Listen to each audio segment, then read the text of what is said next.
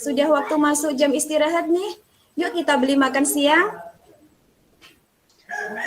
Saya sedang tidak mood makan apapun, Bu Yani. Tumben. Pantas saja saya perhatikan dari tadi Bu Indri terlihat murung. Bu Indri boleh loh cerita ke saya jika Bu Indri berkenan. Iya nih Bu, kemarin di jam pertama kan kelas saya ada supervisi dari pengawas. Seperti biasa ada pemeriksaan perangkat pembelajaran dan yang lainnya. Bukankah itu sudah terbiasa dengan kegiatan supervisi Bu Indri? Jadi apa yang mengganggu mood Bu Indri seperti ini? Jadi gini loh Bu, tadi pengawas tuh menanyakan buku teks. Saya sampaikan bahwa saya tidak menggunakannya. Saya menggunakan sumber belajar lain yang lebih variatif. Tapi tentu saja saya tetap mengacu pada kurikulum meskipun tidak menggunakan buku teks. Ternyata saya malah dilaporkan ke kepala sekolah, Bu. Oh, begitu ya, Bu. Jadi Ibu merasa tidak nyaman dengan kejadian tersebut ya, Bu ya? Saya bisa mengerti perasaan Bu Indri. Ya iyalah, Bu. Jika mengajarannya berpedoman pada buku teks, siswa bisa cepat bosan. Sumber informasinya terbatas, dan lagi kalau hanya buku. Para siswa mudah bisa membacanya. Mereka bisa membaca di rumah, Bu. Saya setuju dengan Bu Indri. Kita memang harus kreatif memanfaatkan berbagai sumber belajar, sehingga dapat menarik minat siswa kita untuk selalu senang belajar. Kira-kira apa yang Bu Indri harapkan dari diskusi kita ini, Bu? Saya ingin lebih pelong ya Bu, bisa mengeluarkan unek-unek. Saya itu kepikiran Bu, dan tentunya saya berharap ada solusi dari masalah yang saya hadapi ini. Biasanya memang kita lebih tenang setelah bercerita ya, Bu. Waktu supervisi itu, apakah Ibu sudah menjelaskan alasan mengapa Ibu tidak menggunakan buku teks kepada pengawas? Waktu ditanya itu, saya langsung jelaskan Bu, tapi pengawasnya malah seperti tidak terima dan tersinggung, terus lapor ke kepala sekolah begitu. Kira-kira kenapa ya Bu Indri ya?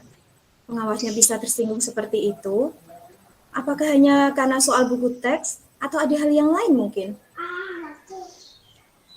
Sewaktu ditegur tadi Bu, mungkin karena saya agak ngotot ya Bu, karena saya merasa jika apa yang saya lakukan itu salah, jadi nada bicara saya agak tinggi.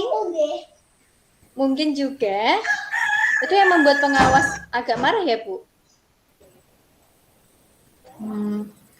Gaya mengajar Ibu yang menggunakan sumber belajar yang variatif sangat saya apresiasi Bu Indri. Berkaitan dengan respon pengawas yang tersinggung, mungkin seperti yang Ibu sampaikan tadi, terjadi miskomunikasi karena Ibu menjelaskan dengan nada yang tinggi. Menurut Ibu, jika Ibu menjelaskannya dengan cara yang lebih baik, kira-kira pengawas akan memberikan respon yang berbeda juga, apa tidak ya Bu ya? Saya pikir begitu Bu. Kalau begitu, sampai saat ini, apa yang sudah Ibu lakukan untuk memperbaiki hal ini? Saya sudah mencoba menghubungi pengawas melalui telepon dan WhatsApp Bu, cuma sampai sekarang belum ada respon. Oh, jadi sudah mencoba dihubungi ya Bu ya. Selain itu, apa lagi yang sudah Ibu lakukan? Saya juga berpikir untuk menemui kepala sekolah dan menjelaskan detail persoalannya, Bu. Hanya saja saya ragu, apakah beliau mau memahaminya, mengingat saya telah menyinggung pengawas. Entahlah, Bu. Jika tidak dicoba, kita tidak akan mengetahui hasilnya kan Bu Indri? Kira-kira apa yang akan Ibu jelaskan? Saya akan menjelaskan duduk permasalahannya. Kemudian saya akan meminta maaf. Dan kedepannya saya akan berkomunikasi dengan cara yang lebih baik dan santun. Sehingga lawan bicara saya bisa memahami apa yang saya sampaikan.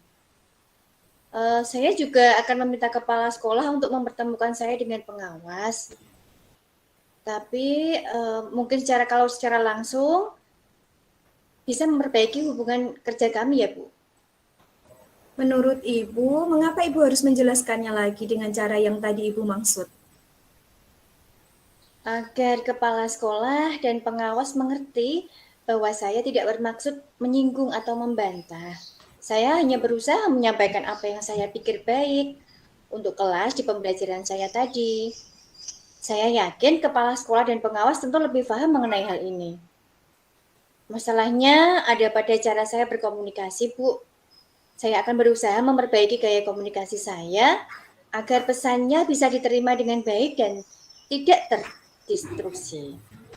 Wah, itu ide yang baik sekali, Bu Indri. Inisiatif Ibu untuk menjelaskan ulang kepada kepala sekolah dan meminta kepala sekolah untuk mempertemukan dengan Ibu dapat memperbaiki hubungan kerja.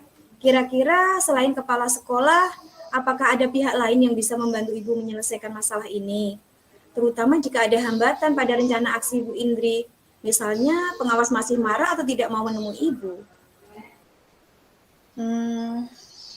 Saya akan memberi waktu sampai semua cooling down dulu deh, Bu. Karena tidak baik juga kan memaksa mengadakan komunikasi saat pihak lain masih emosi. Tapi tentu tidak terlalu lama, saya takut masalahnya malah jadi berlarut-larut. Mungkin kalau Pak Wino bisa membantu saya, beliau kan komite ya, Bu. Beliau juga terkenal dekat dengan Pak Pengawas. Saya yakin beliau bisa menengahi dan membantu menyelesaikan permasalahan ini. Wah, saya pikir itu langkah yang sangat baik, Bu Indri. Selamat karena Bu Indri telah menemukan solusi dari permasalahan Ibu Indri. Ibu akan berkomitmen kan untuk melaksanakan rencana aksi solusi ini? Tentu, Bu, saya akan laksanakan. Karena saya juga tidak nyaman jika terus berada dalam kondisi seperti ini. Nah, sekarang Ibu lebih plong kan setelah bercerita. Apakah masih ada yang lain yang bisa saya bantu, Bu? Sudah, Bu, ya, lega sekali. Saya minta Ibu untuk membantu saya menjaga komitmen untuk melaksanakan langkah dan solusi yang akan kita bahas tadi ya. Nah, alhamdulillah, siap Bu Indri, siap. Terima kasih, Bu. Oke, terima kasih.